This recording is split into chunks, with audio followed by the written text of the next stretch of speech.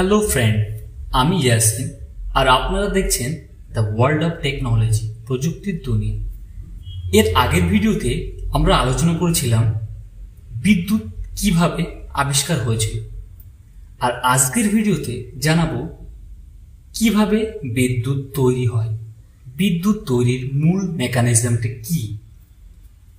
তবে বন্ধুরা, আমরা ছোট থেকে সবাই জেনে এসেছি যে জলের মাধ্যমে টারবাইনকে ঘুরিয়ে বিদ্যুৎ উৎপন্ন করা হয়। হ্যাঁ বন্ধুরা, আপনাদের কনসেপ্টটা সঠিক, কিন্তু এর আরও অনেক পদ্ধতি আছে, সেগুলো আজ আপনাদের কাছে তুলে ধরব।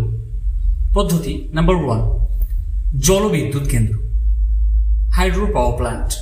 নাম্বার 2, তাপবিদ্যুৎ কেন্দ্র, থার্মাল পাওয়ার প্ল্যান্ট।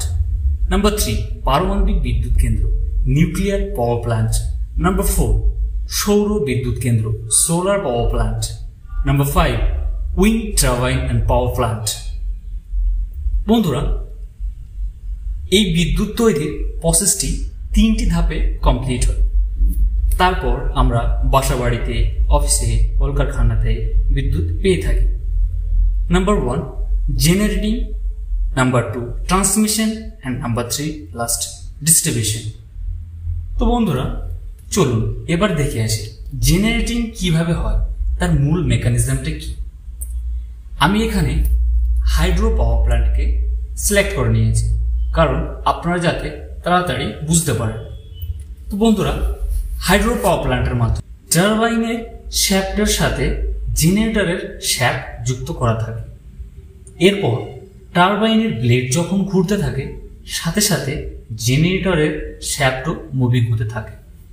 তখন জেনারেটরের মধ্যে ইলেকট্রিসিটি ক্রিয়েটেড হয় বা বিদ্যুৎ তৈরি হয়। এরপর বাসবারের মধ্যে দিয়ে সেই ইলেকট্রিসিটিটাকে জেনারেশন স্টেশনে প্রবেশ করানো হয়।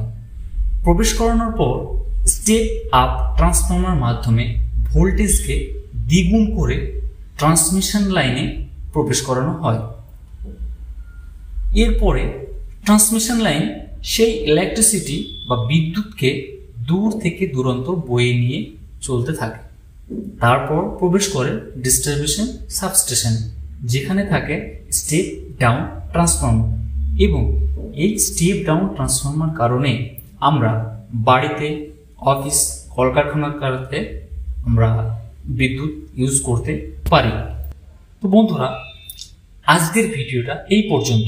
এইরকম আরও নিত্য নতুন ভিডিও পেতে আমার চ্যানেলটিকে সাবস্ক্রাইব করবেন।